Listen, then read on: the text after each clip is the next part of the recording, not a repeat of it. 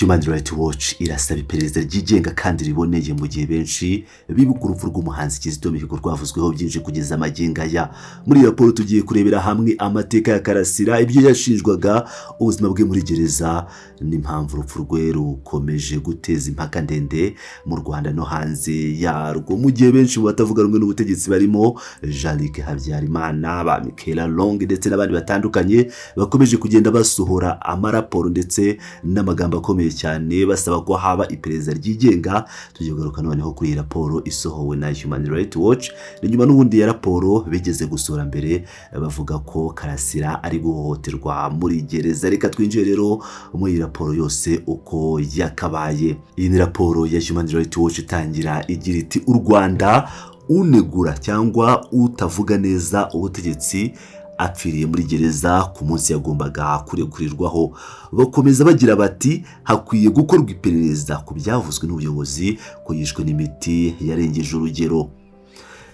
Ni raporo yakorewe i Nairobi. Ubuyobozi bw'u Rwanda bukwiye gukora iperereza rifatika ryigenga kandi riciye mu mucyo ku rupfu rwa Aimable Karasira, umwarimu muri kaminuza akaba n'utavuga rumwe na leta ukomeye waguye muri gereza ku munsi yagombaga kurekurirwaho nk'uko bitangazwa n'umuryango Human Rights Watch uyu munsi. Iyi Human Rights Watch yakomeje igira iti ikurikiranwa n'ifungwa rya Karasira ni ikimenyetso cy'ingamba zikomeye u Rwanda rwashyizeho mu guhiga abafite imyumvire itandukanye n'iya leta n'abagaragaza ibitekerezo byabo mu bwisanzure.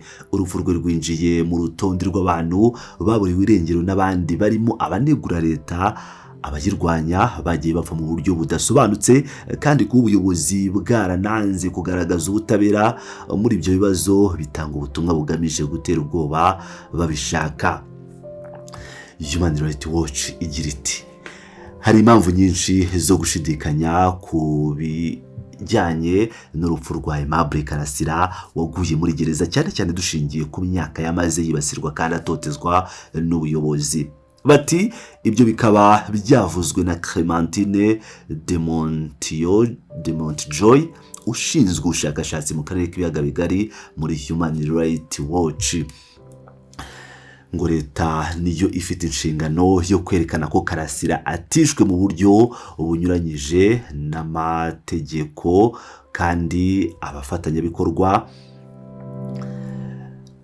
b'u Rwanda bakwiye kubikurikiranira hafi. Bakomeje bagira bati urwego rw'u Rwanda rushinzwe igorora RCS rwatangaje ko Karasira yishwe n'imiti irengeje urugero mu gihe yagombaga kurekurwa kwa 6 Gicurasi 2026.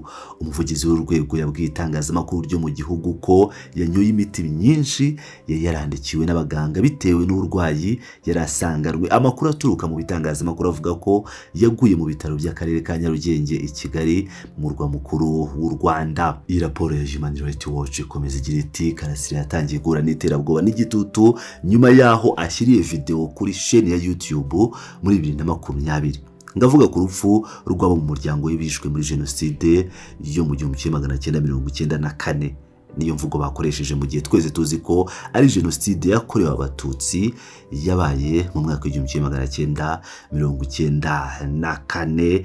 Human Rights Watch ikomeza ivuga ko ngo no mu minsi yakurikiyeho ngo abo mu muryango nyine ngo bishwe n'ingabo z'umuryango wa FPR Inkotanyi uri ku butegetsi. Iyi raporo ya Human Rights Watch ikomeza igira iti muri Kanama 2020 agaragaza impungenge ku mutekano we yabwiye Human Rights Watch ati nagejejweho amabaruwa n'iterabwoba, nahamagarwaga n'abantu ntazi nimero zabo, n'abantu ntazi. Leta yohereje umuntu kuza ku unyisunga akanganiza ambwira ko ngomba guhagarika gutangaza ibitekerezo byanjye. Ngo mu giterabwoba no kwibasirwa byiyongeraga, yavuze ko inzego z'iperereza zamutegetse gutangaza amakuru y'ibinyoma kuri bagenzi be barwanya leta kuri chaîne ya YouTube. Karasira yatawe muri yombi muri Gicurasi 2021 ashinjwa guhakana no gupfobya jenoside hamwe n'amacakubiri. Ibyo byose bikaba ari ibyaha mu Rwanda. Mu gihe cyose yamaze afunze, Karasira yahuye n'iyicarubozo, gufatwa nabi no kwimwa ubuvuzi. Iyi raporo ya Human Rights Watch ikomeza igira iti mu rubanza rwo kuwa 30 Gicurasi 2022 Karasira yabwiye urukiko ko ubuyobozi bwa gereza ya Nyarugenge bwamukoreye iyicarubozo birimo kumwima ibitotsi, kumushyira mu rumuri rutajya ruzima no kumwumvisha umuziki usakuza cyane ndetse no kumukubita ngo hagamijwe kumuhana no kumufatira ibyemezo byo kwitabira imanza. Karasira n'umunyamategeko we babwiye urukiko ko yimwaga ubuvuzi bw'indwara ya diabete n'ubuzima bwe bwo mu mutwe, kandi ko yagezwaga mu rukiko ku ngufu nubwo yabaga atameze neza ku buryo atabasha kuburana. Ngo yanashinje ubuyobozi bwa gereza kumuha ibiryo bidahagije kandi bitujuje ubuziranenge no kumubuza guhabwa amafaranga yoherezwaga n'inshuti cyangwa bene wabo kugira ngo agure ibyo akenera muri gereza. Raporo ya Human Rights Watch turi gusoma ikomeza igira iti ubushinjacyaha bwari bwajuriye icyemezo cyo kumugira umwere ku byaha bimwe na bimwe birimo guhakana no gupfobya jenoside, maze ubushinjacyaha busaba ko yakatirwa imyaka 30 y'igifungo. Urwo rubanza rukaba rwari rugitegereje gusomwa ubwo yapfaga, ariko kubera ko Karasira yari amaze imyaka 4 muri 5 yari yakatiwe ategereje urubanza, igifungo cye cyari kigiye kurangira, akaba yagombaga kurekurwa kuwa 6 Gicurasi ari nawo munsi yapfiriyeho mu ijoro. Iyi raporo ya Human Rights Watch ikomeza igira iti leta y'u Rwanda ifite amateka azwi yo kwirengagiza inshingano zayo zo kwemeza ko habaho iperereza riciye mu mucyo kandi ryigenga ku mfu z'abantu bafunzwe n'abanyapolitiki bazwi banegura leta bari mu maboko y'inzego za leta nk'uko bitangazwa na Human Rights Watch. Urupfu rwa Karasira rurasa n'urw'umuhanzi Kizito Mihigo waneguraga leta wapfiriye muri gereza muri 2020. Kuwa 17 Gashyantare 2020 ubuyobozi bw'u Rwanda bwatangaje ko Mihigo yaguye muri kasho ya sitasiyo ya polisi ya Remera i Kigali hashize iminsi 4 yongeye gufatwa agerageza guhunga igihugu. Human Rights Watch ikomeza igira iti mbere yo gupfa Kizito Mihigo ngo yari yayibwiye yabwiye Human Rights Watch ko ngo yari yaragejejweho cyangwa yari yaratewe iterabwoba kandi ko ngo yashoboraga kwishwa n'inzego z'iperereza. Ngo kimwe na Karasira ubushake bwa Kizito Mihigo ngo bwo gushidikanya ku bice bimwe na bimwe by'amateka leta y'u Rwanda yemeraga kuri jenoside bwatumye yibasirwa ijwi n'ububasha mu by'imyitwarire by'abo bagabo bombi byumvikanaga cyane muri rubanda kandi bigatera ubwoba ubuyobozi. Mu bihe byose ubuyobozi bw'u Rwanda bwihutiye gutanga ibisobanuro by'ibyabaye kwiyahura kwa Kizito Mihigo muri 2020 no gushidikanya ku miti irengeje urugero kuri Karasira. Iyi raporo ya Human Rights Watch ikomeza igira iti nk'uko bigaragara mu masezerano y'umuryango Minnesota Protocol ku bijyanye no gukumira no gukora iperereza ku mfu zinyuranyije n'amategeko, inshingano ya leta yo kubahiriza no kurinda uburenganzira bwo kubaho isobanura ko ari igomba kubazwa urupfu rw'umuntu ufunzwe keretse iyo hagaragajwe ibindi bimenyetso, cyane cyane mu bihe nyakwigendera yararimo mbere y'uko apfa. Umunyapolitiki utavuga rumwe n'ubutegetsi cyangwa uharanira uburenganzira bwa muntu, uwari ufite uburwayi bwo mu mutwe cyangwa uwiyahuye mu buryo budasobanutse.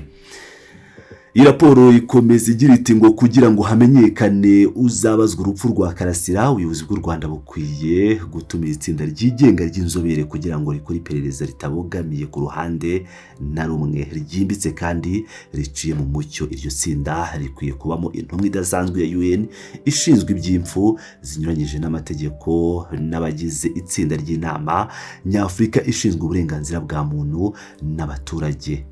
Iperereza rikwiye kubamo isuzuma rya nyuma ry'umurambo autopsy kandi ibyavuyemo bigashyirwa ahagaragara.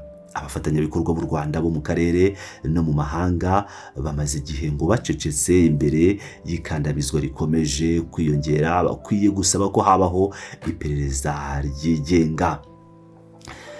Nk'uko bigaragara muri iyi raporo basoza bagira bati Karasira n'uherutse mu banegura leta bapfuye mu buryo budasobanutse, ngo witwa Demont Joy niwe wabivuze.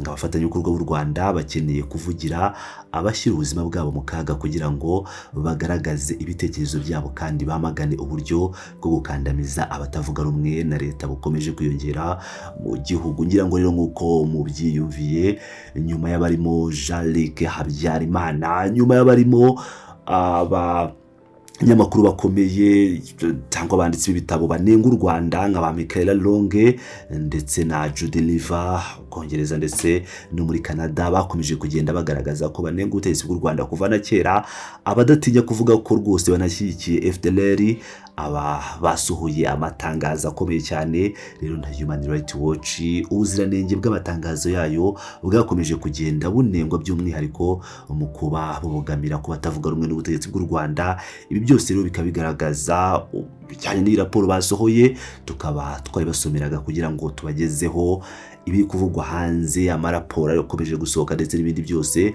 turakomeza kugenda tubagezaho 5 kuri 5. Byose ni kuri Pilot Rwanda, aho murakomeza kugenda mukurikirana ibijyanye n'urupfu rwa Karasira Aimable Uzaramba alias Professor Nick, Imana imuhe iruhuko ridashira. Tukaba twihanganishije abo mu muryango we, umuryango mugari w'Abanyarwanda ndetse n'abakoreshaga imbuga nkoranyambaga. Mwese mukomeze kwihangana kuko uru rupfu rukaba rwatunguranye kandi rukaba rwashenguye imitima ya benshi. Karasira Aimable upfuye afite imyaka 49, akaba agiye adafite umwana n'umwe, ntiyigeze anashaka umugore. Imana imuhe iruhuko ridashira.